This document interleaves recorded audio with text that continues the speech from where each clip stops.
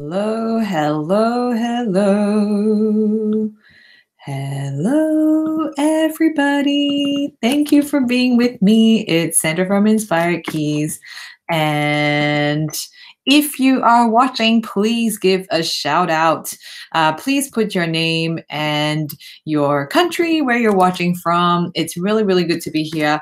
Currently, it is 2:31 p.m. in Melbourne. And I am having a nice Saturday afternoon. I kind of just took a bit of a run, a street run, just outside my house. And I actually decided to run to this Malaysian restaurant that usually takes about half an hour to walk to, but then I decided to run there. And then what happened was I had a bit of a takeaway. I took away a nasi lemak, which is this awesome, awesome dish. And it was delicious. But yeah, can you imagine me holding a packet of nasi lemak and running on the street? Yeah, I just decided that I needed a bit of a workout, and there was not much time to do it today, so I had to kind of quickly do it over lunch. But I really want to welcome and thank you for joining me on your morning or afternoon or evening or midnight, wherever you are in the world. Now, I know I have a few viewers watching, so do type into the chat box your name, your country, so I can give you a shout out, and your worship keys questions so that I can answer them. And let's see, just a sec. So once again, why am I here? I am here to help you get to your next level in worship keys playing by answering your worship keys questions so that you can master worship keys techniques and serve the Lord confidently and skillfully as a worship keyboardist. Jay Paul's in the house. Hello, Jay. Oh my gosh, Abel is in the house. Hello, Abel or Abel. It is awesome to have you, Jay, Abel, and whoever else is here. I am very, very thankful. And oh my gosh, hello to this other person who seems to have a name in Russian language. I am so sorry that I cannot read your name, but please type it in English if you can so that I can give you a shout out correctly. David's in the house again. Hello. Thank you so much, guys. Good morning, good afternoon, good evening to you, wherever it is you are from. So once again, why am I here? Because I'm here to answer your worship keys questions. And I know that when one person asks a question, it typically means a lot of other people are asking. It's just that we don't realize how many people are asking those questions. So if I were to reply one person, I might as well just reply here and let the answer be a blessing to everyone else, right? But I do give priority to all the Inspired Keys Academy members, and today's question is a question on band leading, as you can see from the title. And today's question was asked by Inspired Keys Academy member Sarah Jane, so I will be reading her question in a short while. Oh my gosh, Tim, thank you so much. Tim is from Uzbekistan. That is the coolest thing ever. Oh my gosh, thanks so much. We have a worldwide audience today, guys. It is just amazing. Okay, so Jay has a question on the launch key. So I will answer that later, but please go ahead and type your questions in, guys. Don't wait till the end when it's Q&A, because usually I prepare to answer a question, but then I might just jump in and out of questions from people who ask in the chat box. So go ahead, type your questions in there. I may not read it instantly, but I will get to it eventually during this call. And yeah, so I'm sort of in between piano students because I'm a piano teacher. It's Saturday. It's a day where lots of people are coming to my house for piano lessons. I'm done with one student. I do have another student coming in, let's see, in a little bit over 35 minutes. So that means I don't have a whole lot of time today, but I'll try and get through them real quick. Now, let's see, okay? Today's question is from Sarah Jane, and I just want to look up her question carefully because Sarah did ask me a really, really good question. And Sarah is from Singapore, and she is a band leader. And so she has this question about how to be a better band leader, okay? So I asked her, would you mind letting me know what you need to do as a band leader and why you want to improve in it? Because if she says, I want to be a better band leader, there must be something that she felt she wasn't good at enough. And so Sarah's reply was, I think I still struggle with multitasking in both playing and giving instructions over the comms mic. Okay, so for all you people who are watching this now live, or maybe you're watching the replay, type in the chat box or type in the comments if you are such a person, okay? You're such an amazing person where you play keys and you give instructions as the band leader as well.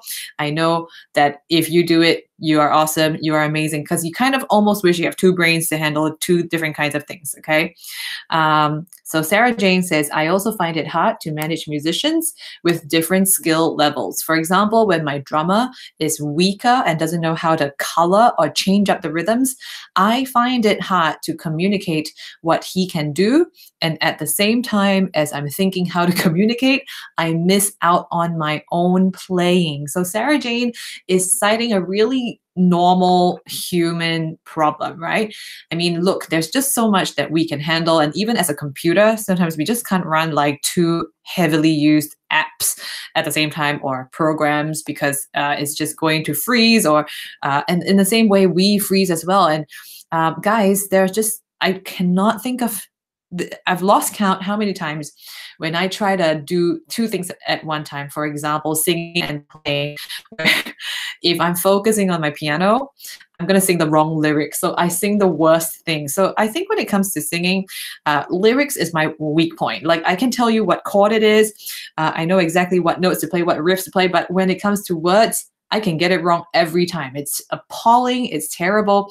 And that's probably why it's like, I think if I prepare for worship, it's not so much preparing for the songs. It's not so much preparing the song set.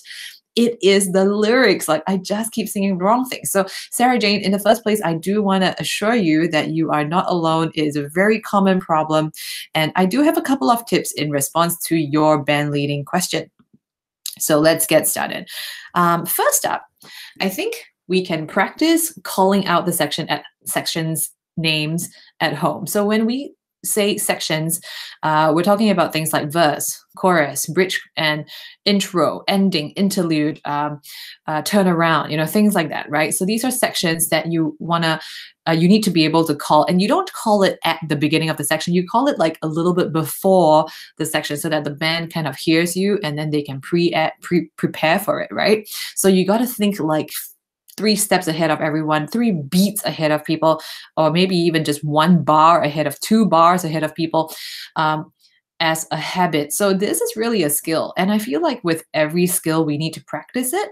So I don't know if you already do it, but guys, if you know you're band leading and playing at the same time, which most people do as multitaskers, just practice calling out the sections at home. So, I mean, it's quite silly, but maybe if no one's watching you, it's not so bad. But if you're like, they're playing on the piano and then you're like, bridge, chorus, like it's odd, but I think it's a necessary thing to do, like just to practice and just get used to calling out the section at the exact time. And I really think that on stage is just going to help. Like, we're just preparing for what we got to do, and it will become a little bit more of a second nature thing when we actually have to be on stage. And when you're on stage, there are like 10 new things that distract you, right?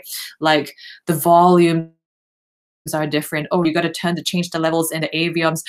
Now the what do you call that, stage manager just told you have 5 minutes less, so you got to shorten the song. What, the worship leader's doing chorus again?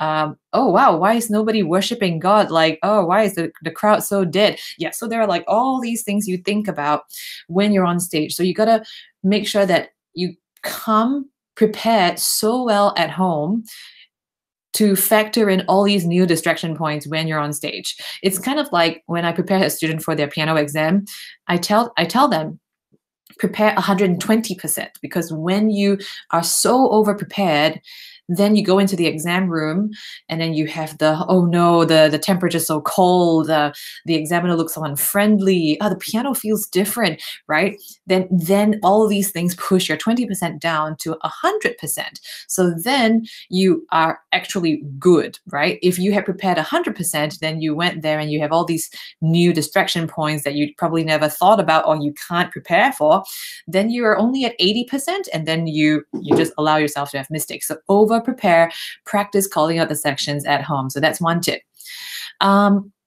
Here's something else that I would probably do, because I don't know if multitasking is something you can actually improve in, but how about you can play less when you need to speak into the comms mic, right? So a comms mic is like a microphone, and if you speak into it and you call out the sections, only the musicians who put in their in-ear monitors, they can hear your voice, but not the audience, not the the worshipers in church, right? So if you need to really say a lot into it, like maybe there are sections where you have to keep calling out stuff, right? Keep calling out new chords, keep calling out new sections. Maybe the worship leader just changes everything from the rehearsal, right? So you got to keep calling. Play less. Don't play so much, especially if you have a band, a full band.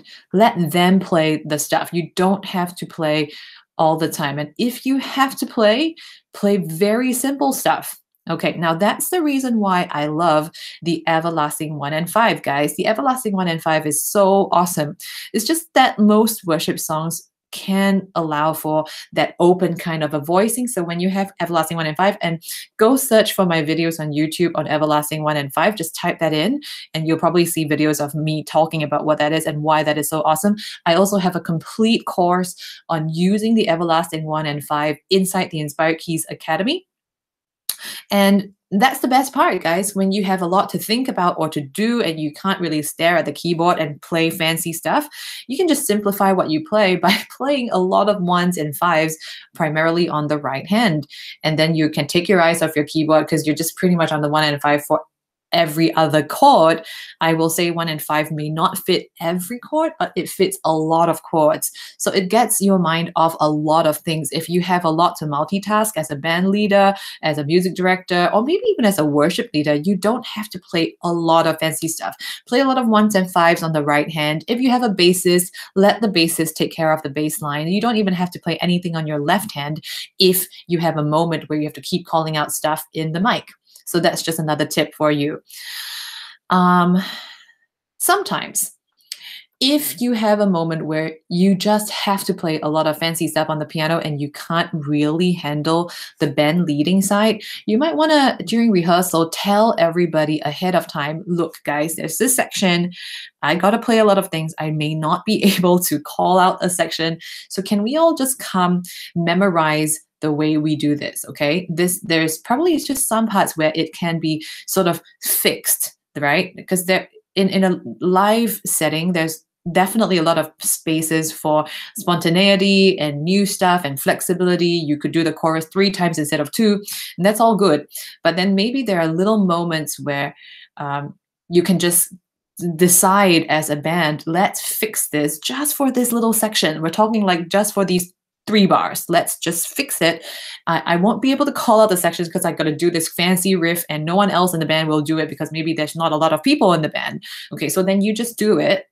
But you tell everybody, can you all just remember to come in at this point? I may not call into the mic, but we will do it this way. So you get everyone on the same page, and then you don't have to worry about calling the section. So of course, this requires everyone's practice. It might require more repetitions on your rehearsal night just to get that section ironed out really properly. But that's just another way to handle and to do a little less multitasking, because I think it's just human for us to not be able to handle so much, right? You got one brain trying to look at 10 fingers and what those 10 fingers are doing, especially if a lot of jumps and wide notes, and you need to stare at the keys. But then as a band leader, you need to stare at the worship leader's hand signals. You need to communicate into the mic. And then I think there's actually this other thing that we have to be mindful of, guys. Just when I was serving, and feel free to watch the video a few days ago when I shared about what I learned from my first time serving in my new church. And this is a problem I encountered in my previous churches as well when we used avioms. For some reason, when the worship service starts, the levels of everything in the avioms completely change, right? Everyone just suddenly got so loud to the point where I couldn't hear the click track. And then at some point, I could not hear the band leader, right? So then you got to like kind of play and then quickly sneak up the volume of the band leader, because that's important. You don't know which section we're going to if you don't hear the band leader's voice. And then the click track, you got to hear it. If not, you're out of sync with the tempo. But then when everything got quiet, like when everything drops at song number 4, it's like the click track's making me deaf, and the band leader is screaming into my ears because the level's so loud. So I find that that's really something to think about. Like maybe you just got to put your aviums very close to your keys or something so that you have a very short distance from adjusting things on the fly. Or I don't really know if anyone has a solution. So if you're watching this and you're hearing this problem and you have a solution, please share it with all of us, either in the chat box or in the comment section below. Thank you in advance. Okay, so as for this whole other skill that Sarah Jane is talking about regarding communicating what other instrumentalists should do, right? This is a really high level music directing skill, okay? Like, look, if you and I are worship keyboardists, we primarily know keyboard stuff, right? So if you want to direct another keyboardist, that's easy. You just go like, oh, you got to play that note and you got to use this fingering. But then what kind of comment can you give a bassist or a drummer or a guitarist or an electric guitarist about his different gear and foot pedals? You know, there are so many things that we do not know about other instruments. So at this point, I'm just going to say it will be an added bonus if, as a band leader and music director, because this is kind of like music directing and music arrangement skills, it will be a bonus if you can play those other instruments as well. It's something that I also lack, because I will say that even though I had a go at playing the bass guitar, I had a go at playing the acoustic guitar, never really tried the electric or the drums proper. I just kind of like whacked some stuff around, but I never did like play in a service and stuff. It's very helpful if you just learn a little bit of another instrument so that you can really be able to speak that language, the language of that other instrument. So I will say, if this is like Sarah Jane, if this is something that you have to do for the long term, but also something you're passionate about, then you might want to look into like a long-term goal towards learning other instruments and sort of just plan towards learning like, okay, for 3 months, I'm going to try and do more more bass stuff. And then for the next 3 months, you're going to try and learn a bit of electric guitar parts and stuff. See if you can speak to someone in your church to teach you those instruments so that you could learn to speak their language. And you know what? If every 3 months you learn an instrument, and we're not talking about learning deep enough to serve in it, I mean, that would be really fantastic if you can. But if you just want to learn enough to be able to comment about their playing, in a year, you would have learned 4 different instruments. And that's probably just the number of instruments in a band, right? Like there's not a ton of instruments unless you want to include fancy other stuff like percussion or saxophone, which will be really cool if your church has all those. But most people, electric guitar, acoustic guitar, bass guitar, drums, vocals, keys, pretty much that's it, guys. So yeah, see if you could commit to like a season of time. This is going to be long term of trying to learn another instrument.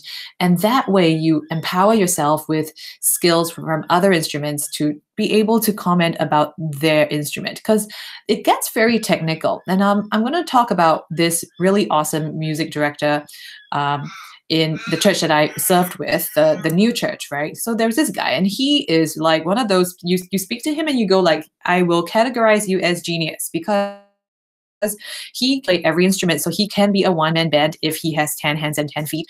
And he was just sitting there at rehearsal every now and then interjecting with very specific comments, right? Like bassist at the verse 2 section, if you notice, you actually only play 2 semiquavers, not 1. Like, what? And you also need to do more of the walking bass, and you need to hit with your thumb or something. And like, okay, I was just listening to his comments going, I won't be able to do that. So, but that's because he has had a go with all the other instruments as well. So if you're a band leader and at this point you feel like you're lacking, consider picking up another instrument, just getting to know all the other instruments over a period of time. Get a friend from church to help you, to teach you about those instruments. Even if it's just at a surface level, at least you know more than not knowing anything at all. Then you can sharpen your skills as you listen to songs and prepare to lead them on Sunday, right? You know, okay, now I can hear this fancy walking bass that's happening in the bass line for this song. And then you can comment on it. You can listen to the drums and you know, oh, right, there's actually toms here. Wow. And that's what the snare and the kick drums are doing. So you have more knowledge because you've learned about those instruments. And that's actually really fun as well. Like just getting to know how a band gels together and making music tight together. So that's a great skill to have, guys. I think as a band leader, what I will also do is to ask my band to analyze the parts of the song recordings and try to get them to play as closely to the recordings as possible. Now, I really believe that most people would have communicated that, like, guys, rehearsals this Thursday, so songs are out Monday. You have 3 days to really, really listen to the songs and come prepared playing exactly as the recordings, right?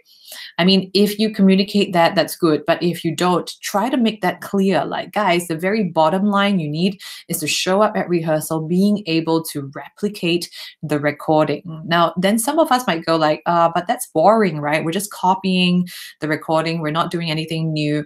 But look, you should be able to at least reproduce the recording first, then talk about adding fancy stuff or improvising above it. Because if you can't even follow what the recording does or reproduce what the recording plays, then you're probably not at an advanced level enough to improvise over it. So that's just my thoughts on that. You just want to communicate that clearly. Guys, show up having done your homework. Nobody should show up at rehearsal practicing. Practicing happens at home. So as the worship leader, your job is to release the songs early with the key correctly and in good time. We're talking maybe at least 4 days, because some people take a long time to learn, right? Some people just go like, show me the song list and I can play for you instantly. That's great. But if some people need like 2 full nights after work or after school to come home and take notes and practice on the guitar or on their instrument, you got to do your due diligence and release the songs early, and then let people have enough time so that people show up at rehearsals well prepared. And so, yeah, band leader, see if you can really, really communicate that as a bottom line so that people can at least show up and reproduce what's in the recording. Also, I guess, Sarah Jane, you were saying that like you have a drummer who's like rather new and you don't really know how to say the words for the new drummer to kind of play correctly. See if you have someone else in your church, or maybe not in your church, but from another church, who is more of a senior drummer or instrumentalist, whatever that instrument is, and bring that person in during the rehearsal, maybe just to mentor the younger musician. So, you know, just trying to arrange for some form of a music mentor relationship. And yeah, just see if that person could just give inputs either during the rehearsal or even after the rehearsal, or maybe even to demo how it's done during the rehearsal so that the young person has someone to look up to and ask. Because I guess everybody, to be fair, needs a teacher at some point. So it's not very fair for you, Sarah Jane, as a keyboardist and band leader to have the responsibility to teach how to play the drums necessarily, unless you can play the drums and you're a genius and you can play the drums. But, you know, if you can't, see if you can find someone else in your church, but a different ministry or in a different church, to come in and pray and ask God to bring in that instrument mentor. And it's possible. I used to attend this church in Malaysia, and the ministry leader, she has such a strong heart for worship. She would get her friend from another church in Malaysia to come into this church to coach her ministry, music ministry people. And so every now and then they have these arts nights, they have these master classes. So everyone shows up, whether it's like a keyboardist thing, whether it's a drummer thing, everyone in the worship team shows up that night just to listen to this guest speaker or guest mentor to conduct a master class about that instrument. And it's really, really cool. Like, they really find it a useful session. It's great networking. It's great fellowshipping as well. It's just knowing what other churches do, sharing best practices. And that's always something that should be done more instead of seeing each other as a competitor. You know, you could see each other as, hey, we're going to help each other. We're good at this and we're going to give you some tips on that. And you can do that vice versa with whatever you're good at in your church. And finally, okay, so here's like a random tip, but it's just something weird that I do. But if I were a band leader and I feel like the drummer's not really doing something I want the drummer to do, sometimes I communicate using like vocalized drum sounds. So go watch the video I did on how to play on the keys in sync with the drums, something like that. And in that video, I use a whole lot of like drum vocalizing terms like doom ta, right? So like kick, snare, or something, and then like toms. You know, just try to vocalize it with your mouth. You might even want to do this as a practice at home when you're analyzing the songs, right? Like maybe there's a drum roll and it's like like you know something, and just kind of vocalize it so that you can show up at rehearsal and sort of use your comms mic to vocalize it and see if the drummer is able to just imitate it. Of course, people should show up already prepared and they should have already analyzed it at home. You shouldn't need to vocalize it, but vocalizing things can be really useful, especially if you don't know the official terms or the technique on how to do it, but you know how it's supposed to sound. That's always an added plus for band leaders. So that's just something you can consider.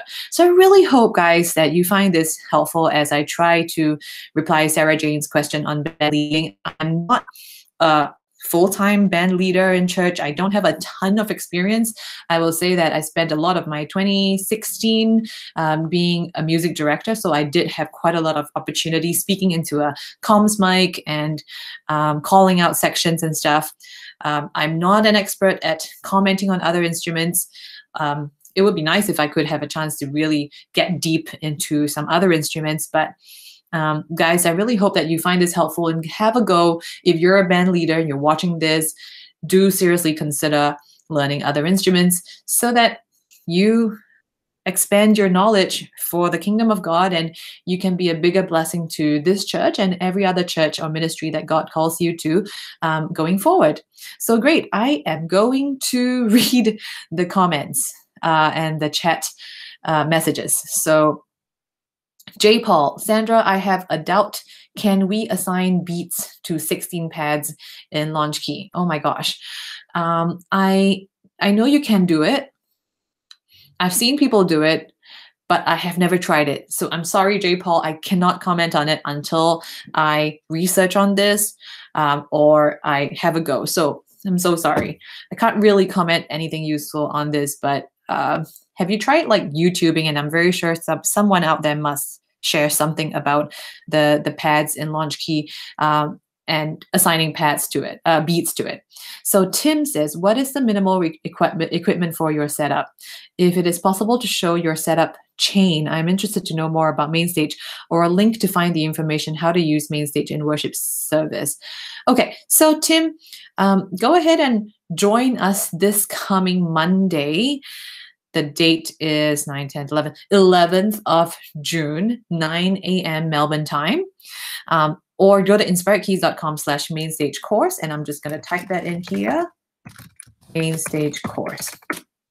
If you sign up for that, you will get an invitation to join us on Monday morning at 9 o'clock, and I will go through the very basic MainStage course, and I will show you live the very basic equipment that you need to get MainStage started. Now, if you really want to get into the complete, very basic MainStage course, that course is available inside the Inspired Keys Academy. So I will show you everything from the view on my screen on my computer, and you can just join the Academy to access that. Now, don't forget, guys, I do have a $1 trial.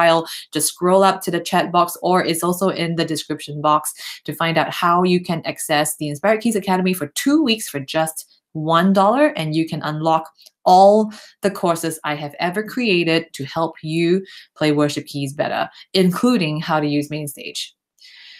Okay, so let's take a look at David. As a key person on the worship team, what finally pushed you into using technology like Mainstage, and how have you influenced others to use it who were hesitant to its use?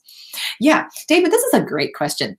It really started not last year, 2 years ago, 2016.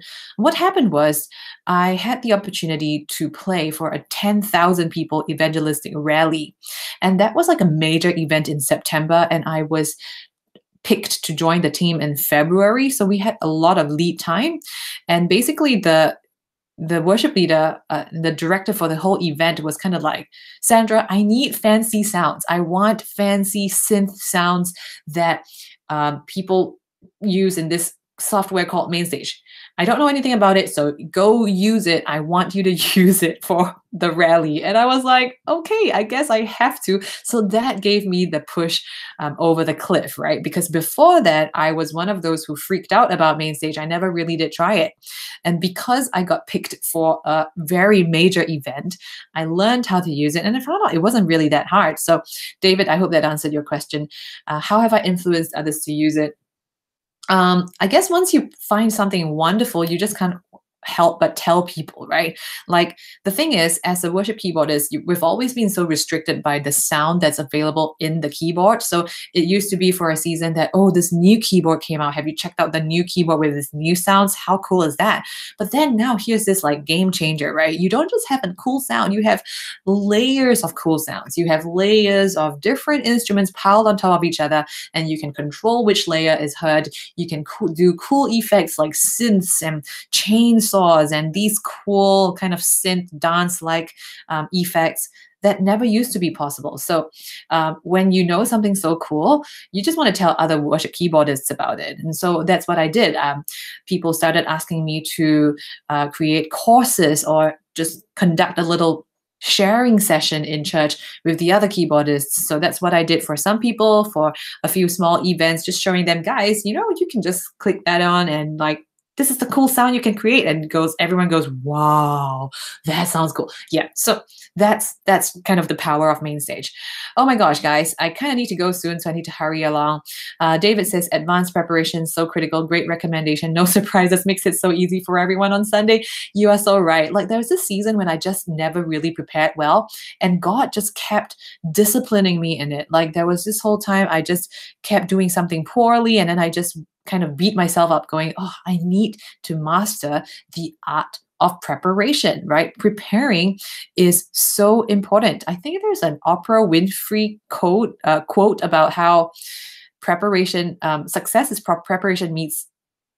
No, wait, preparation is success. Oh, sorry, guys. I'm just going to have to look it up and share it in the description box when I can. Okay, so, but yes, preparation is everything. Master the art of preparation, guys. Great. So Tim, yes, the Mainstage course is free, but that's like an outline version on YouTube Live. If you want the complete version, you can access the you can access the entire course inside the Inspired Keys Academy, and you can try it out for just $8 for 2 whole weeks before paying $39 a month or $300 a year to master worship keys for a committed season of time. Okay, so Tim, it is free to a certain limit, depending on how deep you want to learn it. So Jay says, please let me know if we can assign beats. Yeah, so Jay, I'm so sorry, I cannot answer that question because I've never really tried it before. Please look it up on YouTube and see if you can find an answer. Tim says, the problem there in Uzbekistan, we are not able to pay using PayPal or Visa. It's so sad, but all your courses are closed for us. Yeah, Tim, I'm so sorry about that, but not able to pay using PayPal or credit card. Yeah, I'm not really sure how we can process payments. Now, Tim, do you guys do any other kind of online purchasing of stuff, whether it's online shopping? Do you buy things from Amazon or eBay or places like online shopping? Because if you can, then that way you can access the courses inside the academy. And yes, David says thanks, and I say a huge thanks as well. Guys, it is 3:05 p.m.